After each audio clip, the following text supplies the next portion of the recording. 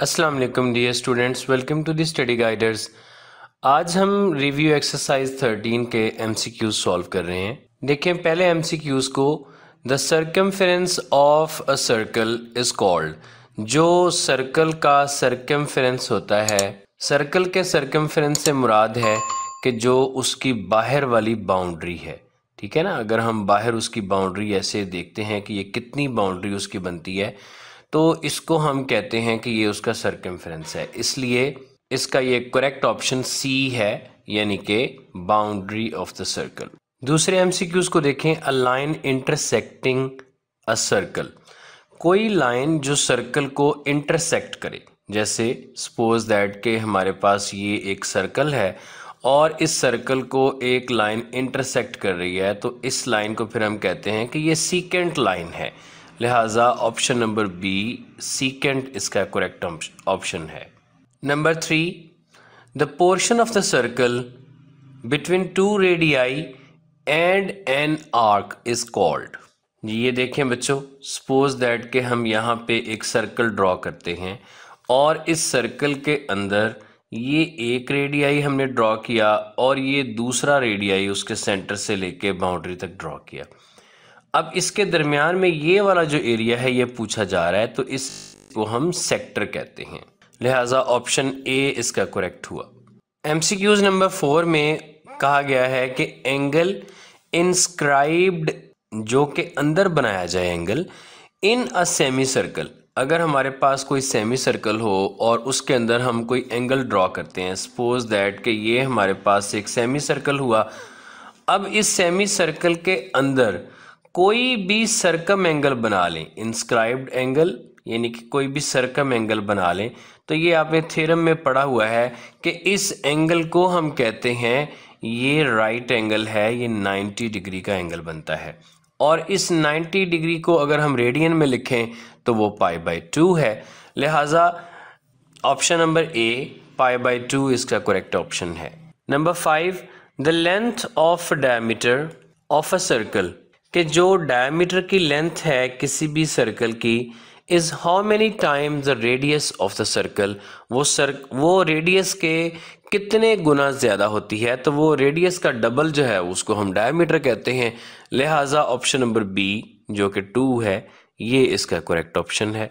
ये आप सर्कल से भी देख सकते हैं। ये देखें यहाँ पे ये इसका सेंटर है और इस साइड को ये एक रेडियस और इस साइड को ये दूसरा रेडियस, तो जो डबल द रेडियस है वो डायमीटर है। नंबर 5 है the tangent and the radius of a circle at a point of contact are. तो इसका जो आंसर है वो है कि ये परपेंडिकुलर होते हैं जी। तो रेडियस और टेंजेंट आपस में परपेंडिकुलर होते हैं। आप कोई भी एक सर्कल ड्रॉ कर लें, उसके ऊपर अगर आप एक सपोज दैट कि ये हमारी रेडियल लेंथ है, तो इसके ऊपर जो 90 डिग्री का एंगल बनाती हुई लाइन सर्कल के एक्सटर्नल से गुजरेगी, उसको हम टेंजेंट लाइन कहते हैं। लिहाजा रेडियल सेगमेंट और टेंजेंट में हमेशा 90 डिग्री का एंगल होता है, यानी ये परपेंडिकुलर होते हैं। अच्छा बच्चों, इस एमसीक्यूज को देखिए ज़रा कि circle having 3 points in common. Circles की तादाद हमें नहीं बताई गई कि कितने सर्कल्स हैं, बस ये कहा गया है कि वो सर्कल्स हैं, मतलब एक से ज़्यादा हो सकते हैं, 2, 3, 4, कितने भी। हैविंग 3 पॉइंट्स इन कॉमन, उनके पॉइंट्स जो है ना वो 3 पॉइंट्स उनके कॉमन हैं, तो वो कौन से सर्कल हो सकते हैं। अब इसको हमने देखना है। एक तो ये है कि अगर हम कोई भी सर्कल ड्रॉ करते हैं, तो आपने ये थ्योरम नंबर 1 में 9 चैप्टर के थ्योरम नंबर 1 में ये देखा है कि 3 पॉइंट्स में से आप एक सर्कल पास कर सकते हैं। तो लेट्स सपोज कि ये हमारे पास एक सर्कल है और इस सर्कल के ऊपर हम कोई 3 पॉइंट्स कंसिडर कर लेते हैं। एक पॉइंट ये कंसिडर कर लिया, दूसरा ये कंसिडर कर लिया, तीसरा ये कंसिडर कर लिया। अब बच्चों, अगर हम इन पॉइंट्स को ज्वाइन करते हैं, तो इन पॉइंट्स को ज्वाइन करने से हमें एक ट्रायंगल मिलेगी, और आप जानते हैं कि हर ट्रायंगल का एक सर्कम सर्कल होता है। तो इस तरह से ये इसका सर्कम सर्कल हुआ। अब अगर हम एक और सर्कल ऐसा लगाएं कि जिसमें ये तीनों पॉइंट्स भी आ जाएं, तो वो एक ही कंडीशन है कि वो सर्कल इन्हीं पॉइंट्स में से पास करे। तो जब वो सर्कल इन्हीं पॉइंट्स में से पास करेगा तो वो इसी मेजरमेंट का होगा तो वो पास करेगा। यानी एक तो ये है कि जो सेम सर्कल्स हैं अगर हम उनको एक दूसरे के ऊपर ओवरलैप कर दें तो फिर उनमें ये 3 पॉइंट्स कॉमन आते हैं, ठीक है ना। अदरवाइज अगर आप इंटरसेक्टिंग सर्कल्स की एग्जांपल लें कि लेट्स सपोज कोई 2 सर्कल हैं वो इंटरसेक्ट कर रहे हैं, वो छोटे हैं या बड़े हैं कोई भी, उनमें तो ये जस्ट 2 ही पॉइंट कॉमन हो रहे हैं, एक ये वाला और एक ये वाला। तो जो 3 पॉइंट कॉमन होने वाली बात है वो फिर कब है कि जिस वक्त ये कंप्लीट ओवरलैपिंग करे।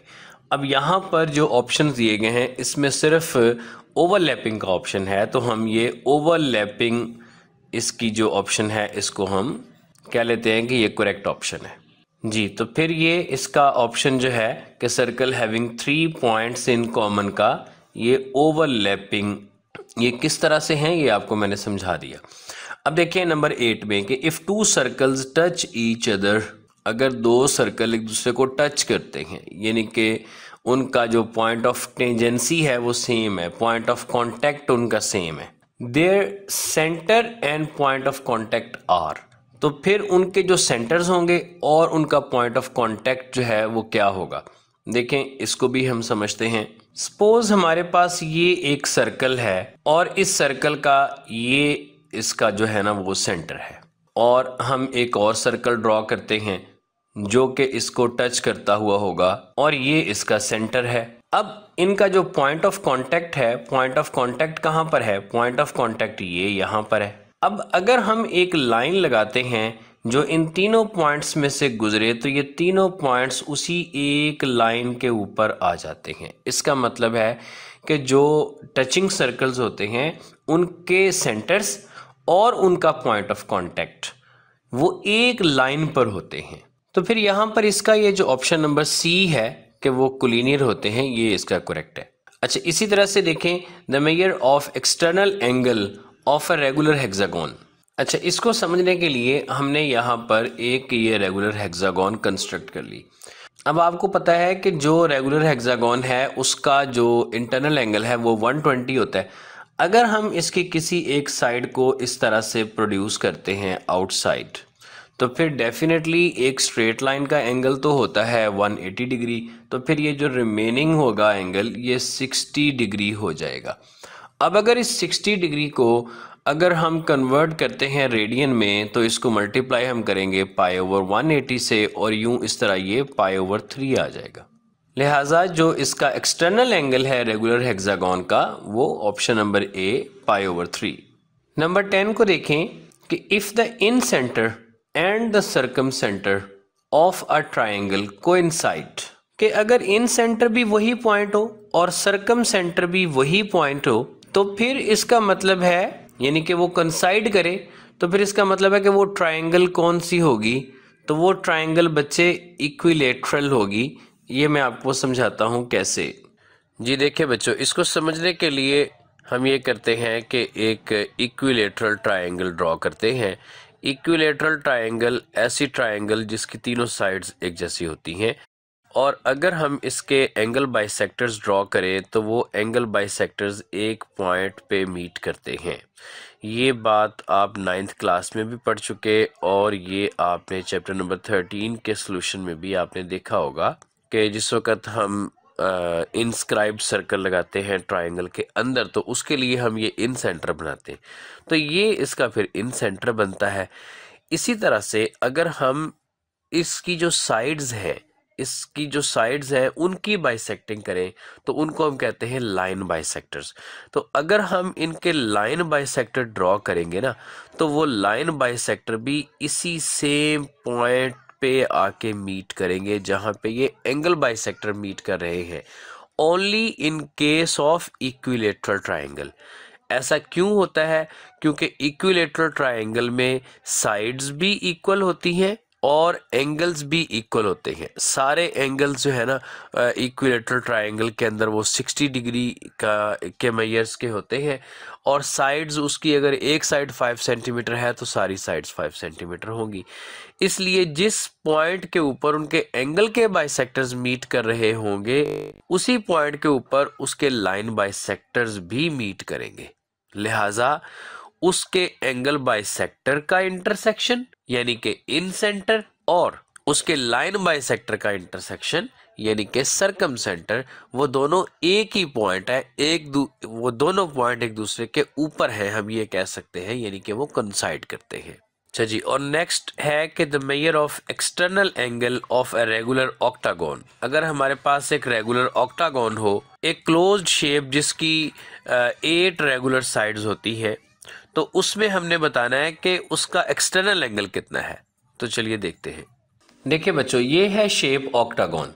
ऑक्टागोन जो शेप होती है इसकी 8 साइड्स होती हैं इक्वल, और अगर रेगुलर ऑक्टागोन है तो इसका मतलब है कि वो सारी साइड्स इक्वल होनी चाहिए। अगर रेगुलर ऑक्टागोन है तो देन इसका ये एक एंगल जो है ना बच्चों, ये होगा 135 डिग्री का। अब मैं उसी कॉन्सेप्ट को आगे प्रोलॉन्ग करता हूं कि अगर मैं इस स्ट्रेट लाइन को प्रोड्यूस करूं तो स्ट्रेट लाइन का एंगल तो 180 होता है, तो फिर ये जो रिमेनिंग एंगल है, ये रिमेनिंग एंगल कितना रह जाएगा, 45 डिग्री। और 45 को रेडियन में हम π/4 कहते हैं।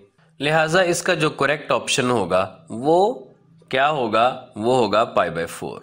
जी, MCQs number 12। Tangents drawn at the end point of a diameter of a circle are. ये तो आपने चैप्टर के दौरान भी देखा था कि ये पैरेलल होते हैं।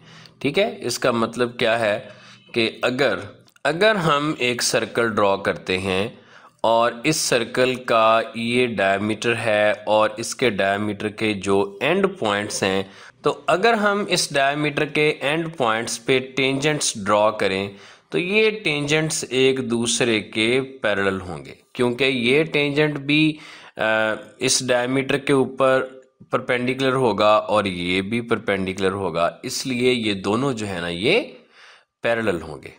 जी, नंबर 13 को देखें जी। The length of 2 transverse tangents to a pair of circle are.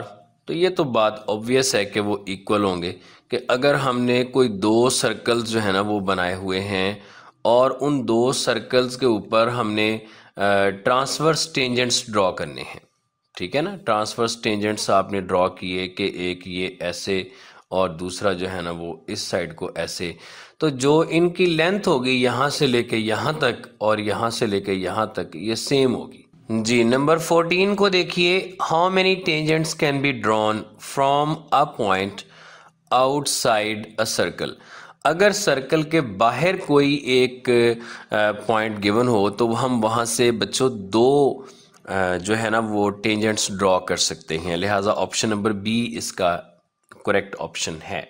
जी, ये देखें, सपोज हमारे पास ना ये एक सर्कल है और हमने इस सर्कल से बाहर एक पॉइंट कंसिडर कर लिया। अब हम ये चाहते हैं कि ये जो बाहर हमने पॉइंट कंसिडर किया है यहाँ से टेंजेंट ड्रॉ किए जाएं इस सर्कल के ऊपर।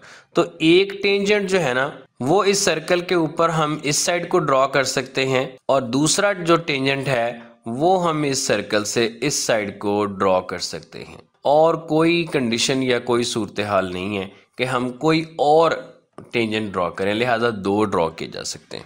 नंबर 15 है कि if the distance between the centre of the 2 circle is equal to the sum of their radii then the circle will be. अच्छा देखें, इसमें क्या कंडीशन है। ये एक थ्योरम है जो हमने देखा था कि लेट्स सपोज हमारे पास ना ये 2 सर्कल्स हैं और ये इनके सेंटर्स हैं, और फिर इसका एक सर्कल का जो रेडियस है वो ये हो गया और दूसरे का जो रेडियस है वो ये हो गया। अगर इनके रेडियस का जो सम है, यानी कि यहाँ से लेके इतना डिस्टेंस और यहाँ से लेके इतना डिस्टेंस, अगर इनको हम सम करें तो वो अगर इस लाइन के इक्वल आता है इतने डिस्टेंस के, तो इसका तो एक ही मतलब है ना कि ये स्ट्रेट लाइन बनेगी, तभी ऐसा पॉसिबल है। और ऐसा पॉसिबल कब है, जिस वक्त ये सर्कल इस तरह से हों जैसे ये मैंने ड्रॉ की है, कि ये बाहर एक दूसरे को एक पॉइंट पे टच कर रहे हों, एक्सटर्नली टच कर रहे हों, तो फिर ये इसका ऑप्शन नंबर सी आएगा कि ये touch each other externally. Number 16, if 2 circles touch externally.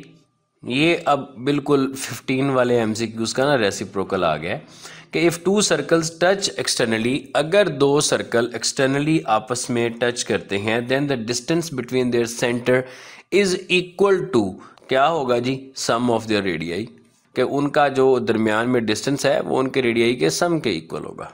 Ji number 17 है कि how many common tangents can be drawn for two touching circles.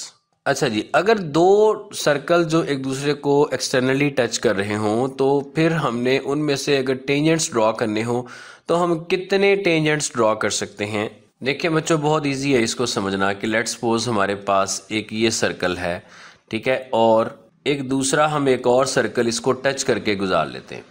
अब इसमें से एक टेंजेंट जो है वो तो ड्रॉ किया जा सकता है जो इनका ये पॉइंट ऑफ टेंजेंसी है इसको टच करते हुए ऐसे, ठीक है ना, और एक जो टेंजेंट है वो हम ड्रॉ कर सकते हैं इनके ऊपर वाली साइड से ऐसे, डायरेक्ट कॉमन टेंजेंट, और जो तीसरा है वो हम ड्रॉ कर सकते हैं नीचे से इनको डायरेक्ट कॉमन टेंजेंट ऐसे। लिहाजा ये 3 टेंजेंट्स हैं जो हम इन दो सर्कल्स जो एक दूसरे को टच कर रहे हैं इनमें से गुजार सकते हैं। लिहाजा इसका ऑप्शन क्या होगा, इसका ऑप्शन होगा ऑप्शन नंबर बी, यानी कि 3 टेंजेंट्स कैन बी ड्रॉन। जी नेक्स्ट एमसीक्यूज है कि how many common tangents can be drawn for 2 disjoint circles. Disjoint circles का मतलब ये हुआ कि भाई अगर ये सर्कल जो है ना वो एक दूसरे के साथ टच ना कर रहे हों, अलग अलग हों, तो ये देखें मैं इसको थोड़ा सा दूर कर देता हूँ। तो अब देखें बच्चों, ये जो मैंने रेड वाला टेंजेंट लगाया हुआ है ये अब उस ब्लू सर्कल का तो टेंजेंट नहीं रहा, लिहाजा हम इसको कर देते हैं रिमूव। तो अब देखें कितने टेंजेंट्स हुए, 2 टेंजेंट्स हैं जो डायरेक्ट कॉमन टेंजेंट की तरह भी आप गुजार सकते हैं और ट्रांसवर्स कॉमन टेंजेंट्स की तरह भी आप गुजार सकते हैं। लिहाजा 2 कॉमन टेंजेंट्स होंगे जो डिसजॉइंट सर्कल्स में से गुजारे जा सकते हैं, तो इसका ऑप्शन ए। अच्छा बच्चों, अब हम इसके फिल इन द ब्लैंक्स को देखते हैं। फिल इन द ब्लैंक्स भी पेपर में जो बच्चों आते हैं ना ये एमसीक्यूज की फॉर्म में ही आते हैं। The boundary of the circle is called, ये तो सर्कमफेरेंस की डेफिनेशन है तो हम यहाँ पे लिख देते हैं सर्कमफेरेंस। अच्छा, the circumference of the circle is called, लो जी ये तो एक एक्टिव पैसिव वॉइस हो गया, ये boundary. The line joining the 2 points of a circle, कोई भी लाइन जो सर्कल के किसी भी 2 पॉइंट्स को टच करके गुजरे तो ये बच्चों कॉर्ड की डेफिनेशन है, ठीक है। ये देखें ये एक सर्कल हुआ और एक इसके हम ये 2 पॉइंट कंसिडर कर लेते हैं और इन कोई भी 2 पॉइंट्स, उन 2 पॉइंट्स को मिलाने वाली लाइन कॉर्ड कहलाती है। जी बेटे, 4th वन को देखिए, the point of intersection of perpendicular bisectors. जो परपेंडिकुलर बाइसेक्टर्स होंगे किस चीज के, ऑफ 2 नॉन पैरेलल कॉर्ड्स, के अगर हमारे पास कोई 2 नॉन पैरेलल कॉर्ड्स हैं उनके ऊपर हम परपेंडिकुलर बाइसेक्टर ड्रॉ करें तो जो उनका पॉइंट ऑफ इंटरसेक्शन होगा एक सर्कल में वो क्या कहलाएगा। चलिए बच्चों इसको देखते हैं। सपोज करें कि ये हमारे पास एक सर्कल है और इस सर्कल में हम 2 जो है ना वो ड्रॉ कर लेते हैं कॉर्ड्स, और वो 2 कॉर्ड्स ऐसे ड्रॉ करेंगे जो पैरेलल ना हो, ठीक है। ये 2 हमने कॉर्ड ड्रॉ कर लिए। अब हम एक कॉर्ड का भी परपेंडिकुलर बाइसेक्टर ड्रॉ करते हैं। परपेंडिकुलर बाइसेक्टर परपेंडिकुलर भी होता है, 90 डिग्री का एंगल भी बनाता है और वो इस कॉर्ड को बाइसेक्ट भी करता है, यानी कि इसको 2 इक्वल पार्ट्स में डिवाइड करता है, इधर को भी और इधर को भी, ये सेम डिस्टेंस हो गया। इसी तरह से नीचे वाले कॉर्ड के ऊपर भी मैं एक परपेंडिकुलर बाइसेक्टर ड्रॉ करता हूँ, तो अगर मैं इसका भी परपेंडिकुलर बाइसेक्टर ड्रॉ करूँगा तो ये ऑटोमेटिकली बच्चों कहाँ से गुजरेगा, ये सेंटर से गुजरेगा। ये आपने चैप्टर नंबर 9 के थ्योरम नंबर 4 में या 5 में देखा जी। तो फिर जो इसका आंसर है वो क्या हुआ, वो सेंटर है।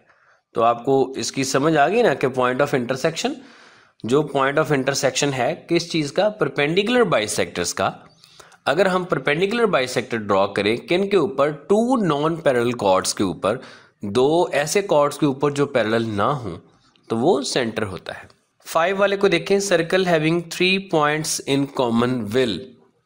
ऐसे सर्कल जो जिनके 3 पॉइंट्स कॉमन होंगे, ये हमने एमसीक्यूज में भी डिस्कस किया, ये ओवरलैपिंग होंगे, तो विल ओवरलैप। या आप ये भी कह सकते हैं कि वो कंसाइड करेंगे, यानी कि कोइंसाइड, सेम होंगे तो वो एक दूसरे के ऊपर नीचे आ जाएंगे। दोनों बातें हो सकती हैं, ओवरलैप भी हो सकता है और कोइंसाइड भी, लेकिन ओवरलैप उस सूरत में कि जब वो सेम होगा, इसलिए कोइंसाइड ज्यादा बेहतर है। अब देखें जी number 6, the distance of a point inside the circle from its centre is, तो इसका आंसर है कि ये लेस देन द रेडियस है। ये मैं आपको दिखाता हूं कैसे। सपोज कि हमारे पास एक सर्कल है और ये इसका सेंटर है। अब हम इस सर्कल के अंदर कोई एक पॉइंट कंसिडर कर लेते हैं जो कि इनसाइड द सर्कल हो, यानी कि सर्कल के अंदर कोई एक पॉइंट हम ये ले लेते हैं।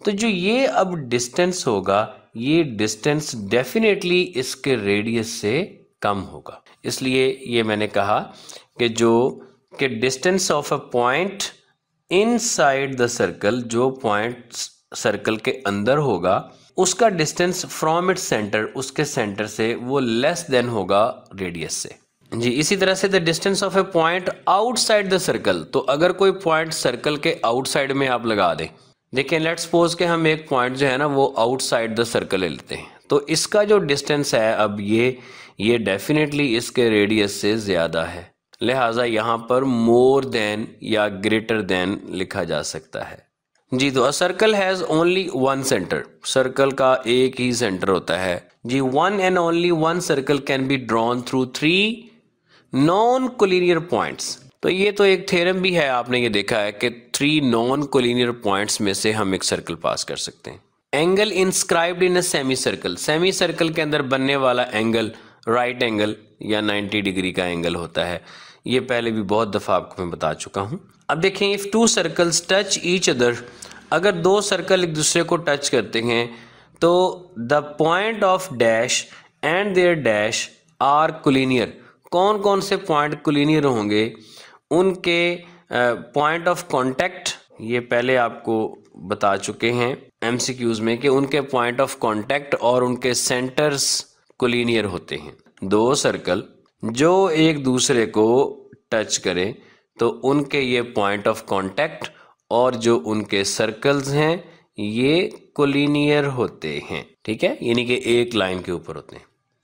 अच्छा जी, if 2 circles touch each other their point of contact and centres are collinear. ये तो दोबारा उसी को रिपीट किया गया है। देखें जी, नंबर 13 है कि from A point outside the circle, अगर कोई पॉइंट सर्कल से बाहर गिवन हो तो उसमें से आप 2 टेंजेंट्स ड्रॉ कर सकते हैं। वही सेम कॉन्सेप्ट रिपीट हो रहे हैं। देखिए, a tangent is dash to the radius, तो perpendicular to the radius. Tangent जो होता है वो रेडियस के परपेंडिकुलर होता है। A straight line drawn perpendicular to the radius is called tangent to the circle जी। नंबर 16 है कि 2 circles can not cut each other at more than 2 points, कि अगर 2 हमारे पास सर्कल्स हैं तो वो अगर इंटरसेक्टिंग है तो एक दूसरे को वो ज़्यादा से ज़्यादा 2 पॉइंट्स पे कट कर सकते हैं, 2 पॉइंट्स से ज़्यादा के ऊपर वो कट नहीं कर सकते। नेक्स्ट 17 को देखें, the perpendicular bisector of a cord of a circle passes through centre, वो जो सेंटर से पास करता है। ये अभी थोड़ी देर पहले आपको मैंने बताया, दोबारा बताता हूं कि अगर हमारे पास एक सर्कल है और उस सर्कल के ऊपर और इस सर्कल के अंदर हम एक कॉर्ड कंसिडर कर लेते हैं, इस कॉर्ड का जो परपेंडिकुलर बाइसेक्टर है ये डेफिनेटली उसके सेंटर से पास करेगा। देखें जी, नेक्स्ट है the length of 2 direct common tangents of 2 circles are equal to each other. बेशक वो डायरेक्ट हों या वो ट्रांसफर्स हों, उनकी अगर वो 2 सर्कल्स को टच कर रहे हैं, एक को ऊपर से एक को नीचे से या किसी भी साइड से, तो देन वो इक्वल होंगे। इसी तरह से ट्रांसवर्स कॉमन टेंजेंट्स की जो लेंथ है ये भी इक्वल जी। नंबर 20 देखें जी कि if the in centre and the circum centre of a triangle coincide the triangle. तो ये हमने पहले एक पॉइंट में देखा कि अगर ऐसी सूरत हाल हो तो फिर जो ट्राइंगल होगी उसकी एक ही सूरत है कि वो इक्विलेटरल हो, तभी उसके इन सेंटर और सर्कम सेंटर कोइंसाइड कर सकते हैं, अदरवाइज नहीं कर सकते। 2 इंटरसेक्टिंग सर्कल्स आर नॉट, वो क्या नहीं होते, वो कंसेंट्रिक नहीं होते। कंसेंट्रिक का मतलब है कि उनका सेंटर एक कभी नहीं हो सकता। जैसे ये देखें, ये वाले जो हमारे 2 सर्कल्स हैं जो एक दूसरे को कट कर रहे हैं, इंटरसेक्ट कर रहे हैं, हाउ इज दैट पॉसिबल कि उनका दोनों का सेंटर एक हो जाए। अब नेक्स्ट है the centre of an inscribed circle is called incentre. जो इंस्क्राइब्ड सर्कल का सेंटर होता है उसको इन सेंटर कहते हैं, और the centre of a circumscribed circle is circumcentre. The radius of an inscribed circle is called, तो जो इंस्क्राइब्ड सर्कल का रेडियस होता है उसको इन रेडियस कहते हैं। ये डेफिनेशंस हैं सारी। The radius of a circumscribed circle, इसको सर्कम रेडियस कह देते हैं। तो ये एमसीक्यूज के तमाम कॉन्सेप्ट जो है ना वो हमने डिस्कस कर लिए। अगर आप इस वीडियो को गौर से देखते हैं तो आई होप सो कि कोई भी एमसीक्यूज आ जाए आप उसको सॉल्व कर लेंगे। ठीक है बच्चों, तो आज के लिए इतना ही। मिलते हैं नेक्स्ट वीडियो में चैप्टर नंबर 13 के शॉर्ट क्वेश्चंस के साथ। रिव्यू एक्सरसाइज के भी हम शॉर्ट क्वेश्चन करेंगे। तब तक के लिए दीजिए इजाज़त। अल्लाह हाफिज़।